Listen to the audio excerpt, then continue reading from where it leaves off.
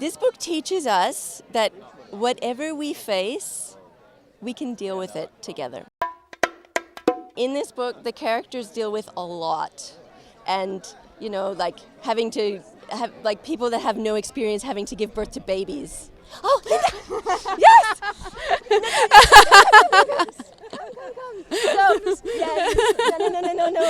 Did you hear what I said? No. So my main message of this book is that this is about that whatever we face in the future, we can deal with it together. Yes. That was the thing that I learned out of writing, because I started writing it not really knowing where it would go and thinking it might go somewhere really dark, but then the characters take over and they're people, and you try and think what would they do in that situation, and they show initiative and they're intelligent and they figure it out, and it filled me with a lot of hope, because I went, people are capable of doing amazing things when they get to a point of actually doing it, and that's the bit that's. Yeah, the birthing scene is the one that really stands out for me a lot, and it's like, oh, I don't know how to give birth to a baby, but if I'm forced to, I probably can. Yep.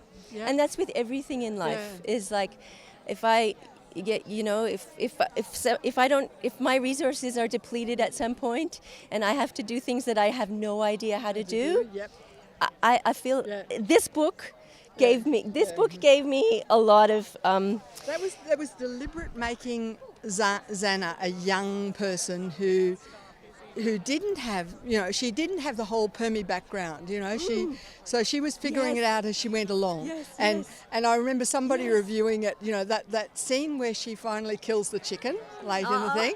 It was like, yes, she got there. She was very mainstream at the beginning. She was very and she was very much out of her depth. She was like out of her depth in a whole climate future.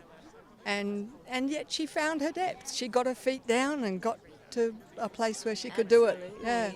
And in the end, she's becoming a mother as well, right? She's a mother, and in the end, she's found her vocation. She's found her purpose and meaning and a way of living joyfully and purposefully in that world. And yeah, I was really pleased for her. I was cheering for her, and I invented her, and I was still cheering for her. And that's why everyone wants a sequel. Yeah. Because now what? Now what's she going to do? What's she going to do? Yeah.